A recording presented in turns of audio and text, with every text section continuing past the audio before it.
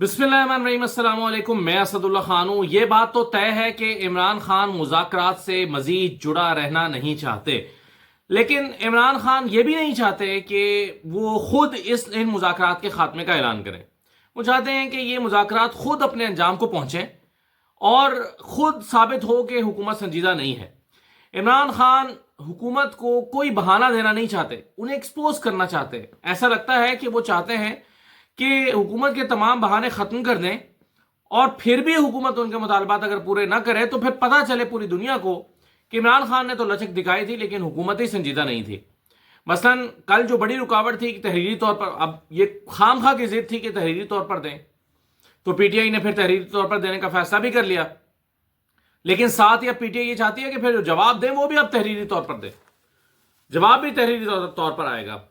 तो इमरान खान इन मुज़ाकरात के साथ जुड़ा रहना तो नहीं चाहते, लेकिन वो हुकूमत को यह मौका भी नहीं देना चाहते कि हुकूमत ये कहे कि इमरान खान देखो भाग गया मुज़ाकरात से।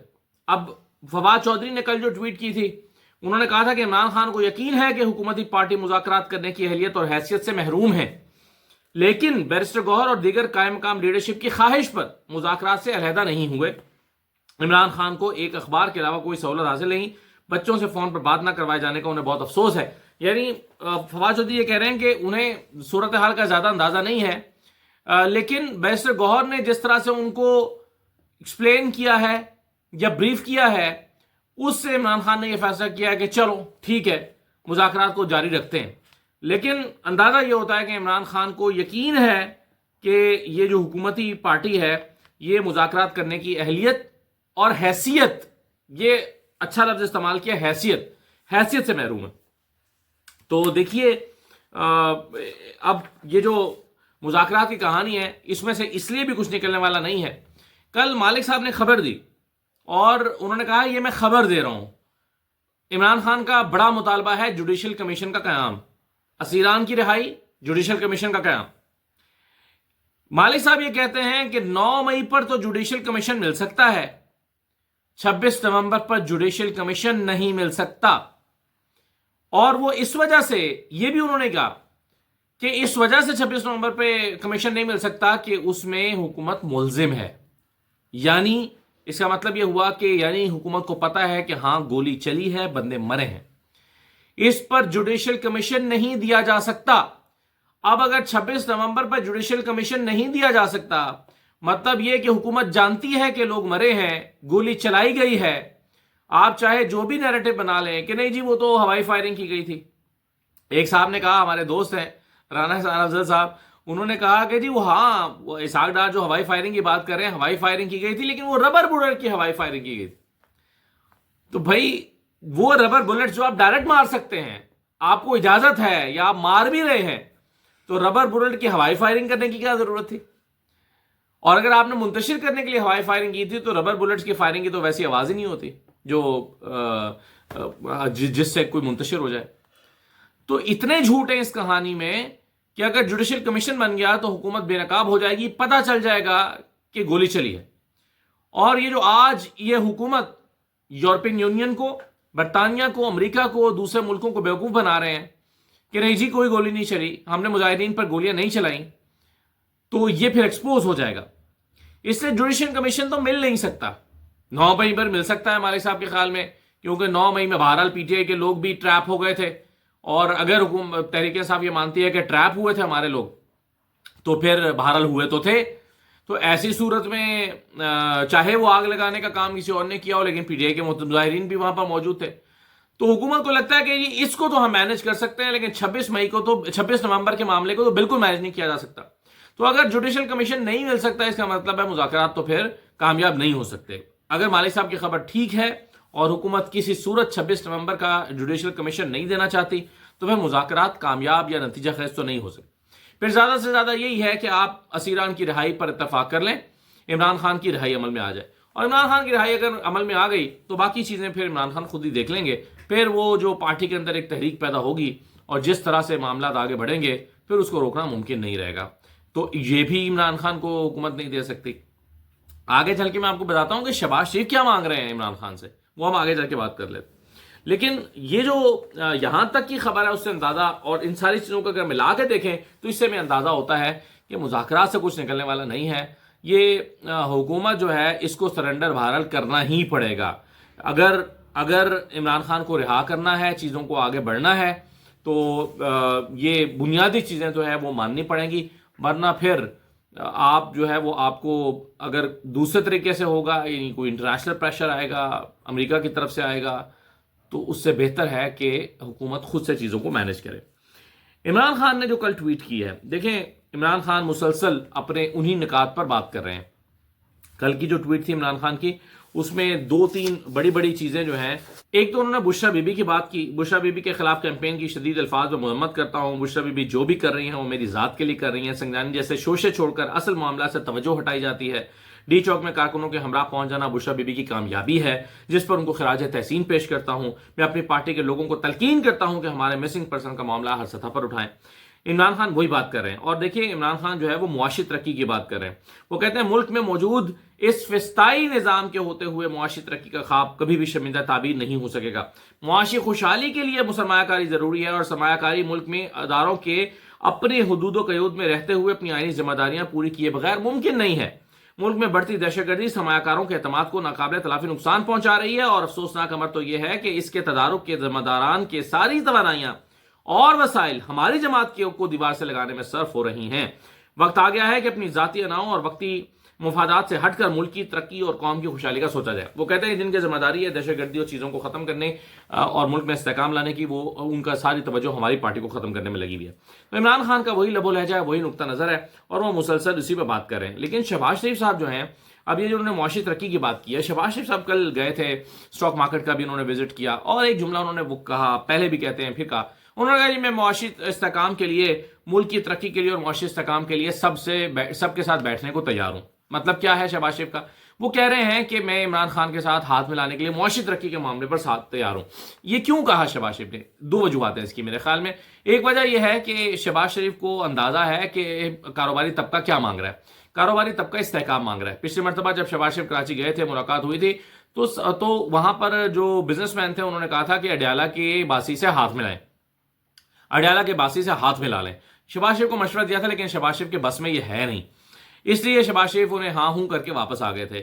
اب پھر انہوں نے جا کے کہا کہ میں تو تیار ہوں، سب سے ہاتھ ملانے کے لیے تیار ہوں. یعنی عمران خان سے اشارہ ان کا عمران خان کی طرف ہے کہ میں ان سے ہاتھ ملانے کے لیے تیار ہوں معاشی ترقی کے لیے. تو ایک تو انہوں نے بزنس مینوں کو یہ تسلی دی ہے کہ بھئی میں تیار ہوں اڈیالہ کے باسی سے ہاتھ ملانے کے لیے. دوسری بات یہ ہے کہ شہباز شریف کو خود بھی اس بات کا اندازہ ہے کہ عمران خان جب تک جیل میں ہے، ملک میں ایک تاثر برقرار ہے اور ایک فضا ہے کہ جی ملک میں سیاسی استحکام نہیں ہے.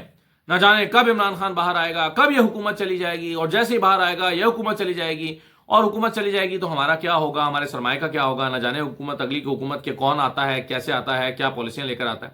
تو کہاں سے سرمایہ کاری ہوگی جب ایک سٹیبلٹی نہیں ہے، کسی کو یقین ہی نہیں ہے کہ آنے والے دنوں میں کیا ہوگا. آپ دیکھیے نا کہ مسلسل پاکستان میں ایک ایسی فضا قائم ہو گئی ہے کہ کسی کو پاکستان کے بارے میں، فیوچر کے بارے میں پتہ نہیں ہے. عام طور پر کیا ہوتا ہے، ایک حکومت آتی ہے، لوگوں کو پتا ہوتا ہے 5 سال کی حکومت ہے، 5 سال کے بعد الیکشن ہوں گے، جو بھی نئی حکومت آئے گی ہمارا کاروبار اسی طرح سے چلتا رہے گا. لیکن یہاں پر اتنی انسرٹن سچویشن ہے، کوئی پتہ نہیں ہے 6 مہینے بعد الیکشن ہوں گے، سال بعد الیکشن ہوں گے. روز دیکھیں نا آپ سوال کیا کرتے ہیں، لوگ پوچھتے ہیں، ہر بندہ سوال کرتا ہے جی عمران خان کب باہر آ رہا ہے، جی 2025 میں الیکشن ہوں گے یا نہیں ہوں گے. ہم پہ ایون ٹی وی پہ ہم یہ سوال کرتے ہیں کہ 2025 الیکشن کا سال ہے یا نہیں ہے. تو کسی کو پتہ ہی نہیں ہے 2025 آگے یہ حکومت 26 میں چلے گی بھی یا نہیں چلے گی. تو ایسے میں کون ہے جو اپنی سرمایہ کاری پاکستان لے کر آئے گا پاکستان میں؟ اور پھر جس طرح سے رول آف لا کا ستیہ ناش کیا گیا ہے، جس طرح سے عدالتوں کا بیڑا غرق کیا گیا ہے، یہاں پر جس کی چاہیں آپ، یعنی ایک فرض کریں ایک صاحب جو ہیں وہ یہاں پر اپنی فیکٹری لگانا چاہتے ہیں. انہوں نے سوچا تھا میں پاکستان اپنا سرمایہ لے کے جاؤں گا، یورپ سے سامان سارا سمیٹوں گا، پاکستان جا کے فیکٹری لگاؤں گا. لیکن آپ سوچئے کہ اگر اس کی سیاسی وابستگی کی بنیاد پر کل کو کریک ڈاؤن اور اس کی فیکٹری اڑا دی جائے، گرا دی جائے، بند کر دی جائے، تو کیا کوئی سوچے گا کہ وہ دوبارہ اپنی فیکٹری پاکستان میں لے کر آئے گا؟ تو جب اس طرح کی فضا آپ قائم کر دیتے ہیں، اس طرح کا ماحول بنا دیتے ہیں، تو کون پاکستان میں سرمایہ کاری کرے گا؟ سیاسی استحکام کے بغیر یہ ممکن نہیں ہے. یہ اتنا بڑا کرائم ہوا ہے پاکستان کے ساتھ، یہ جو پچھلے 2-2.5 سال میں آپریشنز ہوئے ہیں نا، گرا دو، بلڈنگز گرا دو، کاروبار بند کر دو، فیکٹریاں تباہ کر دو، اس سے نقصان یہ ہوا ہے کہ ایک ایسی فضا پیدا ہو گئی ہے کہ لوگ ڈرنے لگے ہیں، کاروباری لوگ ڈرنے لگے ہیں، طبقات ڈرنے لگے ہیں، اور وہ اپنا سرمایہ پاکستان میں لگانے کو تیار نہیں ہے۔ اب تو لوگوں کو لگتا ہے کہ اپنے گھر بھی یہاں پہ بیچ کے کرائے پہ لے لو اور اپنے سرمایہ جا کے باہر دبئی میں اپارٹمنٹ خرید لو، کوئی پتہ نہیں ہے کہ کل کو آپ کی سیاسی وابستگی کی بنیاد پر کوئی آ کے سی ڈی آپ کا گھر ہی گرا دے، یا ایل ڈی آپ کا آ کے گھر ہی گرا دے اور کہے کہ جناب یہ تو انہوں نے غیر قانونی بنایا، بائی لاز کی خلاف ورزی کی ہے۔ تو اب تو لوگ اتنا ڈرنے لگے ہیں، تو جب لوگوں کے اندر اتنا خوف آپ نے پیدا کر دیا ہے تو کیسے کوئی پاکستان آ کر سرمایہ کاری کرے گا؟ تو شہباز شریف اینڈ کمپنی کو یہ سمجھنا چاہیے کہ یہ چیزیں اس طرح سے ٹھیک نہیں ہوں گی۔ ایک اعتماد لوگوں کو دینا پڑے گا کہ بھئی آپ کا سرمایہ محفوظ ہے، آپ کو سیاسی وابستگی کی بنیاد پر اٹھا کر کچھ نہیں کہا جائے گا، آپ کو سیاسی وابستگی کی بنیاد پر آپ کے کاروبار کو تباہ نہیں کیا جائے گا۔ یہ لوگوں کو اعتماد دینے کی ضرورت ہے، خدا را یہ اعتماد لوگوں کو دیجئے کہ بھائی آپ کا سرمایہ محفوظ ہے، آپ کے پیسے محفوظ ہیں، آپ کی انویسٹمنٹ یہاں پر سیف ہے، آپ کی کوئی بھی پولیٹیکل ایفیلیشن ہو اس کی بنیاد پر ہم آپ کی فیکٹری کو بند نہیں کریں گے، آپ کا کاروبار تباہ نہیں کریں گے۔ یہ آپ جب تک لوگوں کو اعتماد اپنے عمل سے نہیں دیں گے، کہنے سے نہیں، اپنے عمل سے جب تک یہ اعتماد نہیں دیں گے تب تک ملک میں کاروبار کی فضا ٹھیک نہیں ہو سکتی۔ یہ شہباز شریف صاحب کو شاید اندازہ نہیں ہے اور وہ محض لیپا پوتی کر کے اور باتیں کر کے واپس آ رہے ہیں۔ دوسرا دیکھیں وہ کیا مانگ رہے ہیں عمران خان سے۔ شہباز شریف مانگتے ہیں کہ جی معیشت کو ٹھیک ہونے دو، بھائی عمران خان کے ہاتھ میں ہی نہیں ہے۔ عمران خان کو آپ باہر نکالیں، فضا ٹھیک کریں، ٹھیک ہو جائے گا۔ آپ سمجھیں گے جی عمران خان معیشت کی راہ میں رکاوٹ ہے، بھئی کیسے عمران خان معیشت کی راہ میں رکاوٹ ہے؟ ملک کی فضائی ایسی نہیں ہے کہ جس میں چیزیں ایک معاشی سمت درست ہو، فضائی ایسی نہیں ہے، عمران خان کیسے رکاوٹ ہے؟ آپ استحکام مانگتے ہیں، جب تک آپ ایک پولیٹیکل پارٹی کو دیوار سے لگانے کا سلسلہ بند نہیں کریں گے استحکام آ ہی نہیں سکتا۔ سیاسی استحکام مانگتے ہیں، آپ سمجھتے ہیں کہ عمران خان رکاوٹ ہے، عمران خان ہمیں سیاسی استحکام دے دے، یہ نہیں ہو سکتا۔ دوسرا، اپنی حکومت کے لیے شہباز شریف این آر او مانگتے ہیں۔ شہباز شریف کہتے ہیں کہ جی میری حکومت کو چلنے دیں، ٹھیک ہے آپ آ جائیں، باہر آ جائیں، سیاست کریں، جو کرنا ہے، اس حکومت کے خاتمے کی بات نہ کریں، مینڈیٹ کی واپسی کی بات نہ کریں، یہ بات نہ کریں کہ 8 فروری کو آپ جیتے تھے، بس جو ہو گیا ہو گیا، جو ہو گیا سو چلنے دیجئے۔ شہباز شریف چاہتے ہیں کہ ایسی بات کی جائے۔ میرا یہ خیال کہ یہ اس طرح سے ممکن ہے اور شہباز شریف جو چاہتے ہیں وہ ہو جائے گا۔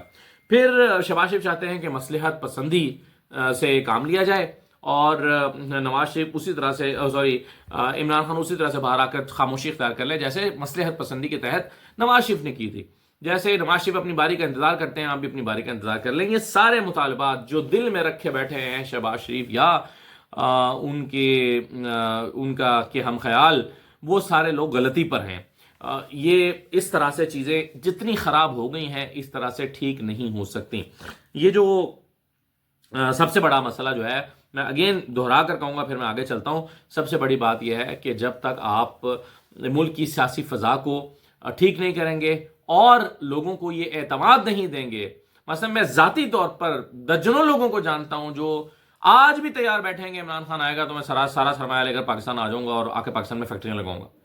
ایسے میرے کئی جاننے والے ہیں جو آ بھی گئے تھے پچھلے دور حکومت میں عمران خان کے، سارا اپنا سامان سمیٹ کر آئے تھے، لیکن جب انہوں نے دیکھا کریک ڈاؤن ہونے لگا، فٹافٹ انہوں نے اپنی چیزیں بیچیں، فیکٹریاں بیچیں اور واپس یورپ چلے گئے، واپس امریکہ چلے گئے اور انہوں نے اپنا کاروبار دوبارہ وہاں پر جا کر بسا لیا۔ تو وہ جو ایک پورشن اس کا لے کر، ایک شیئر لے کر پاکستان آ گئے تھے کہ ٹھیک ہے آدھا کاروبار میرا یورپ میں چلتا رہے، آدھا یہاں پر لے آؤں، وہ واپس چلے گئے۔ تو یہ آپ نے لوگوں کو ڈرا دیا ہے، خوفزدہ کر دیا ہے، لوگوں کے دل میں خوف بٹھا دیا ہے، تو یہ خوف ختم کرنا پڑے گا۔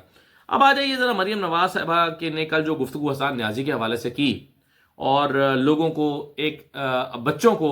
بچوں کے سامنے حسان نیازی کو نشان عبرت بنا کر پیش کیا کہ یہ دیکھو 10 سال کے لیے اس کی زندگی تباہ ہو گئی اور واپس آئے گا تو وہ زندگی میں پھر کچھ نہیں کر سکے گا، تو دیکھو بچوں حسان نیازی نہ بن جانا، دیکھو بچوں حسان نیازی ایک مانسٹر ہے، دیکھو بچوں حسان نیازی اگر بن گئے تم تو دیکھو کیا ہوگا۔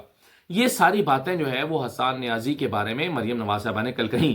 یقینی طور پر ان کے والدین کو یہ بہت برا لگا اور خاص طور پر والد نے، حفیظ اللہ نیازی نے اپنے بیٹے کی اس طرح سے توہین اور تضحیک ہوتے دیکھی تو وہ ٹی وی پر آ کر پھٹ پڑے۔ حفیظ اللہ نیازی کو بہت برا لگا کہ ان کی اولاد کو ایک کرمنل اور ایک ایسا بد کردار بنا کر بچوں کے سامنے پیش کیا گیا ہے کہ بچوں دیکھو حسان نیازی نہیں بننا، دیکھو بچوں یہ ہوتا ہے ایک منفی کردار، یہ نہ بن جانا۔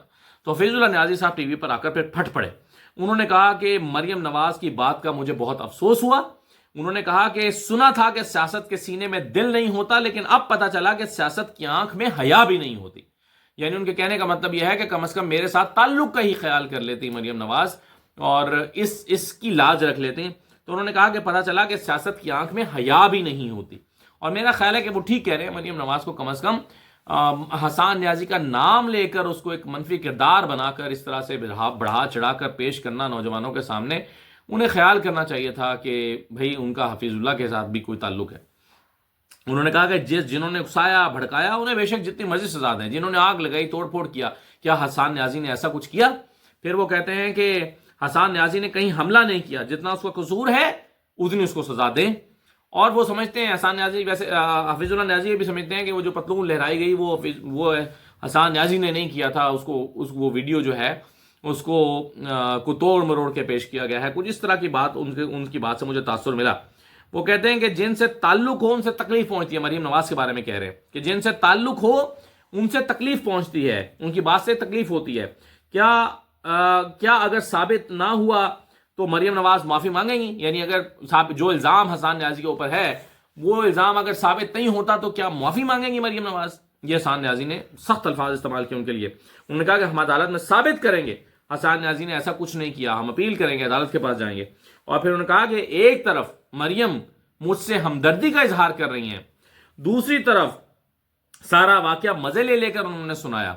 یعنی یہ لفظ انہوں نے استعمال تو نہیں کیا مزے لے کر سنایا، لیکن وہ کہہ رہے ہیں ایک طرف مجھ سے ہمدردی کا اظہار کر رہی ہیں اور دوسرا پورا واقعہ دہرایا مریم نواز نے کہ جی ایسے پتلون اٹھائی اور لہرائی. تو وہ کہتے ہیں کہ جی مریم نواز جو ہے وہ اس پر انہوں نے بڑا افسوس کا اظہار کیا اور کہا کہ مریم نواز کو یہ ایسا نہیں کہنا چاہیے تھا، اس سے انہیں بہت تکلیف ہوئی. اور ساتھ میں یہ بھی کہہ دیا کہ سیاست کی آنکھ میں حیا نہیں ہوتی، شرم کرنی چاہیے تھی. یعنی اس کا سادہ مطلب یہ ہے کہ انہیں شرم کرنی چاہیے تھی. آج کل بچوں کے پاس جا رہی ہیں مریم نواز اور بچوں کو جا کر تلقین کرتی ہیں کہ دیکھو بچوں کسی کے بہکاوے میں نہ آ جانا، دیکھو بچوں نوجوانوں تم جو ہے تمہارا مستقبل ہے، تم جو ہے وہ. او بھائی نوجوانوں نے 8 فروری کو ووٹ دیا نکل کے. آپ 9 مئی کو تو چھوڑے نہ چلیں، اس میں تو چند 100 لوگ ہوں گے، سینکڑوں ہوں گے، بہت ہوئے تو ہزاروں ہوں گے، 2000 ہوں گے جو احتجاج کر رہے تھے. لیکن لاکھوں نوجوانوں نے، کروڑوں نوجوانوں نے نکل کر ووٹ دیا عمران خان کو 8 فروری کو. وہ کہاں ہے؟ اس کا بھی تو جواب دیجئے. اس 8 فروری پرامن نوجوانوں نے، پرامن شہریوں نے 8 فروری کو نکل کے ووٹ ڈالا ہے آپ کے خلاف. اس کا حساب کون دے گا مریم نواز صاحبہ؟ یہ جو آپ چند سینکڑوں نوجوانوں کو یا چند 100 نوجوانوں کو آپ جو ہے وہ نشان عبرت بنا کے پیش کر رہی ہیں، تو وہ جو کروڑوں لوگوں نے، کروڑوں نوجوانوں نے اور جوانوں نے نکل کر ووٹ دیا تھا 8 فروری کو عمران خان کو، وہ کہاں ہے؟ اس کا حساب کون دے گا؟ تو میرا یہ خیال ہے کہ بہت ہی مریم نواز صاحبہ جو ہے وہ، اور پھر جو سٹیج ان کا بنایا جاتا ہے، آپ نے وہ تصویر دیکھی ہے کہ دور تک ایک خالی جگہ رکھی جاتی ہے اور دور بچے بٹھائے جاتے ہیں. یونیورسٹی پوری سیل کر دی جاتی ہے، بند کر دی جاتی ہے، اور دور بچوں کو بٹھا کر کہ اگر وہ احتجاج بھی کر رہے ہوں تو ان کی آواز مائک تک نہ پہنچے، کیمرہ ان کی طرف نہیں جاتا.